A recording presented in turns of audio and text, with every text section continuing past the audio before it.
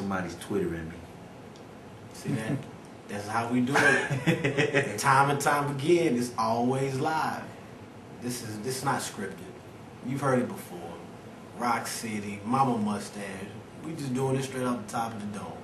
You know, which for us is more real. Because the bottom line is that these interviews are for you. They're for the viewers, they're for the listeners, just to let you know how real these individuals are. You know, a lot of times when you're in the spotlight, you know, you have this facade that everybody puts on you and they portray this to you all the time. But these are actual real people. You know, they like people to come up and talk to them. It's not all the time about the glitz and the glamour or, yeah, can I get your autograph? Sometimes just go the other way. Speak to them. Hey, how you doing? You doing all right today? You know, you'd be surprised the response you get because they get all the extras all the time. So that's what we have to do. I'm trying to think. You know, heard you played a little ball. You know, read your words. You know, you got a little Yeah, game you on know, back in the days, man, I was, you know, I was kind of nice. I ain't gonna front, there it is. He's kind of nice. You know, yeah. I got my man. That's Earl Pearl Monroe. That's my idol. I got on his Winston-Salem jersey. He was a superstar back in the 60s in North Carolina. You know, then he went on to fame as he won Rookie of the Year for the Baltimore Bullets, and then eventually got traded to my New York Knicks. And you know, he was my idol coming up. Muhammad Ali, Earl Pearl Monroe. That was like, you know, that was it for me. And you know what? I gotta admit, Michael Jackson too. But I was kind of mad. But you said Muhammad Ali. Oh yeah, Muhammad. Muhammad, Louisville, Kentucky. There it is. That's home. Peter the Great. There it is, right there. You heard it official from my man. Yeah, I mean, you know, they gave us a reason to be proud. Cause you know, again, I'm a '60s kid, so you know, we talking Black Panthers. And we were taught, or we were forced to see the vision of the Black Panthers as something evil and something bad in our neighborhood and stay away from. Couldn't be anything further from the truth. Black Panthers were trying to make sure that we didn't depend on welfare, this, that, and the other. They were all about, you know, be strong, do things for yourself. But because they took up arms to protect themselves, you know, they were portrayed differently. So, you know, coming up in the 60s, we look for positive role models. And growing up in New York where, you know, everything is asphalt playgrounds, basketball, that was it. Basketball saved my life. Basketball kept me out of gangs. And having a person like Earl Pearl Monroe, and just like what you was just saying, man, I'll never forget when they used to have the summer leagues in New York, Francis Lewis High School, everybody kept saying, yo, Pearl's coming, Pearl's coming. So, you know, when you hear your idol's going to be somewhere now, Francis Lewis High School is in Bayside, which at the time was pretty much lily white.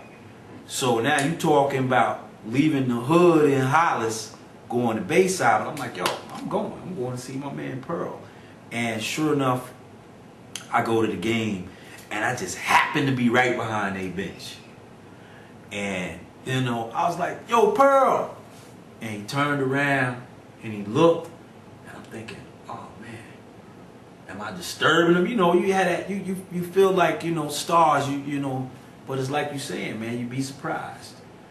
So I went up to him, and I touched him. And, you know, acknowledged me, said, what's up, how you doing? Man, I ain't washed my hand for about a week. Just because I touched Earl Pearl Monroe. So that's a very good point, man. You know, I mean, me, myself, I've always kept it real. Like I say, this music thing, this is just what I do. You know, I never really got a big head about it.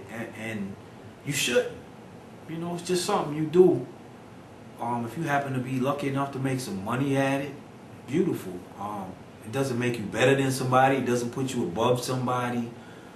If anything, you know, one of my favorite mottos is, there's no me without you.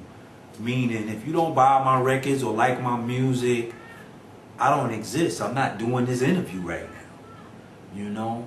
So that's always been, you know, my motto. getting back to the ball side, man. Yeah, back in the days, I made honorable mention. All Queens in New York. That was 78 when I graduated, and wow, 31 years ago. So my ball playing days is over, but I own a basketball team, and we're gonna be playing here in the ABA. Remember the old red, white, and blue, from where Dr. J and Iceman, Gervin, and all those cats earned their rep. The ABA has been resurrected. I'm trying to get it back to that same kind of prominence. People say it's impossible, but that's me. I like to try to do the impossible. People say the NBA is too, powerful. They're not gonna let it happen. NBA was powerful back then too, but when you got cats like Charlie Scott, Artis Gilmore, Louis Dampier, Bill Melchione. Yeah, I'm old. I admit it. I know all these cats. From back in the day, basketball is one of those. To me, it's like music. It's a unifying event. People of all colors get together to watch talented basketball players. So my heart is still in the basketball. We have Hot Sauce as our cornerstone for the franchise.